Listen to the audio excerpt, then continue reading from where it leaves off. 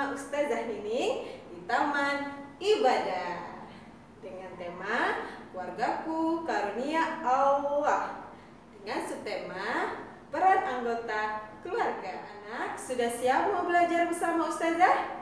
Sebelum kita mulai belajarnya, marilah kita baca doa dulu ya. Bismillahirrahmanirrahim.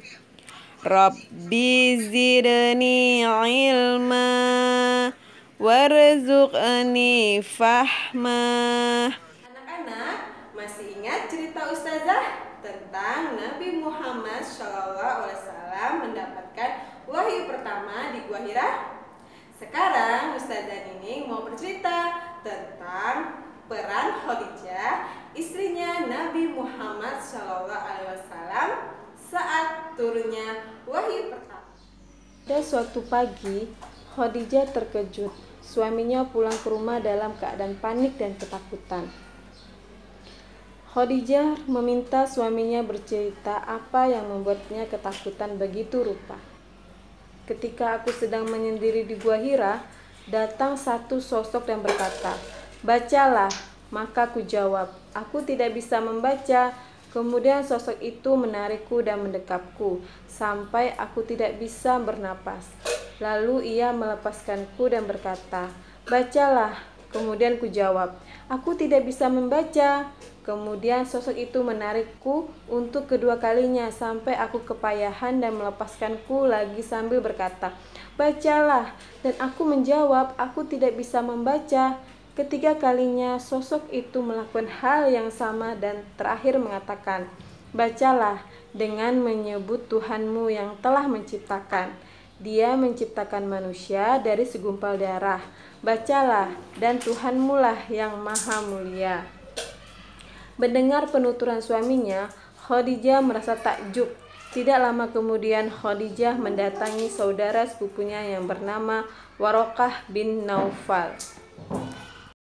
Warokah mendengarkan apa yang dialami Muhammad dengan penuh perhatian. Mendengar cerita tersebut, Warokah berkata dengan rona wajah gembira, "Itu adalah namus, yakni malaikat Jibril yang diturunkan Allah kepada Musa.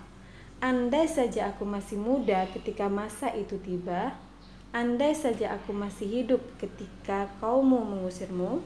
Matanya yang telah memutih dan buta tersebut tampak berbinar-binar penuh harapan. Rasulullah berkata, "Benarkah mereka akan mengusirku?" "Benar, tidak seorang pun yang membawa seperti apa yang engkau bawa, kecuali dia akan dimusuhi," kata Warokah. Matanya yang buta tampak menerawang jauh, kemudian berkata lagi, "Andai saja aku masih hidup pada masamu nanti diangkat menjadi Rasul, tentu aku akan membantumu dengan sungguh-sungguh." Nabi menjadi tenang dengan penjelasan Warokah bin Naufal. Setelah mendengar langsung kesaksian dari anak pamannya, Khadijah beriman kepada Allah dan Rasulnya. Ia wanita pertama yang beriman kepada risalah yang dibawa suaminya. Setelah itu, ia beriman kepada Allah dan Rasulnya, maka semua anggota keluarganya pun memeluk Islam. Mendengarkan cerita Khadijah, kita nyanyi yuk. Ayo kawan-kawan, laki perempuan, mari kita sholat untuk masa depan.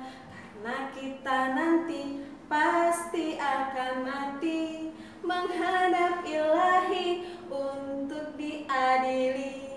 Yang banyak amalnya, tempatnya di surga. Yang banyak dosanya, di dalam neraka.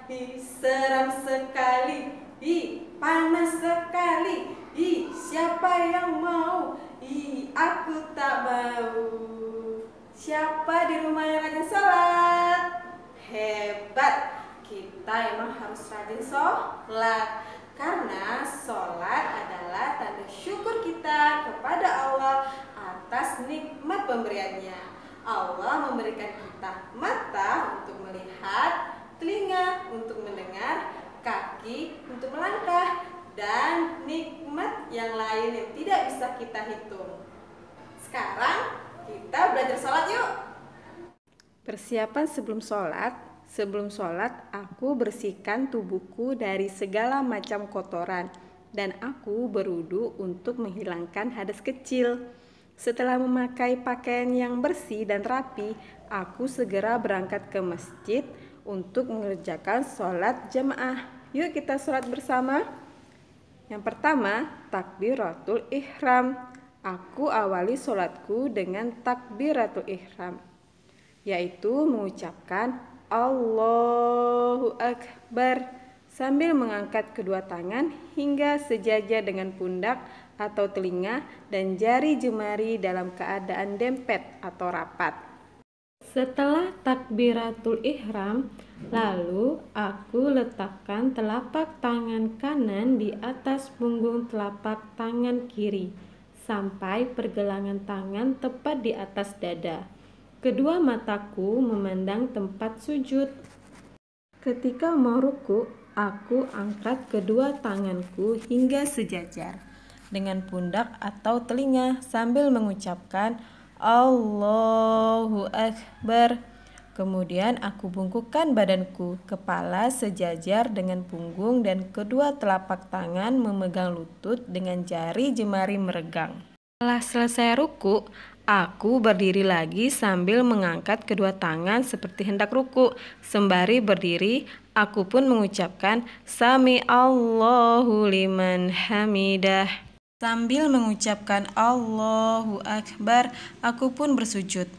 Pertama kali yang aku letakkan adalah kedua lutut, disusul kedua telapak tangan, lalu kepala, yakni dengan menempelkan dahi dan hidung ke alas sujudku. Dan aku tidak lupa untuk menyentuhkan bagian dalam jemari telapak kedua kaki ke lantai. Aku angkat kepala dari sujud sambil mengucapkan Allahu Akbar. Kemudian aku duduk tegak lurus. Aku lipat kaki kiri lalu aku duduki. Aku tegakkan telapak kaki kanan dengan menghadapkan jemari kaki ke kiblat. Sedangkan kedua tangan aku letakkan di atas kedua paha. Pada sujud kedua, aku melakukan hal yang sama seperti pada sujud pertama. Tidak lupa aku mengucapkan Allahu Akbar ketika mau sujud kedua. Aku angkat kepala sambil membaca Allahu Akbar. Selanjutnya, aku duduk sebentar kemudian berdiri untuk rakaat kedua sambil mengangkat kedua tangan sejajar dengan pundak dan telinga. Aku letakkan kedua tangan di dada seperti pada rakaat pertama.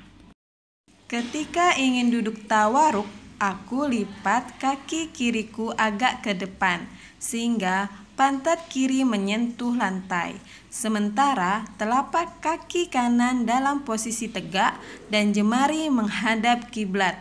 Tangan kiri aku letakkan di atas paha kiri dan tangan kanan di atas paha kanan. Dengan jemari kananku tergenggam kecuali jari telunjuk, tetapi jemari tangan kiri tidak aku genggam. Duduk tawaruk ini dilakukan setelah sujud pada rakaat terakhir. Setelah melakukan rangkaian sholat, aku tutup dengan salam. Pertama, aku menolehkan kepala ke kanan sambil mengucapkan Assalamualaikum. Posisi badan tetap duduk tegak dan kedua telapak tangan diletakkan di atas kedua paha. Setelah menengok ke kanan, lalu aku menolehkan kepala ke kiri sambil mengucapkan Assalamualaikum. Mengucapkan salam merupakan tanda bahwa sholat telah selesai. Tadi kita sudah mendengarkan kisah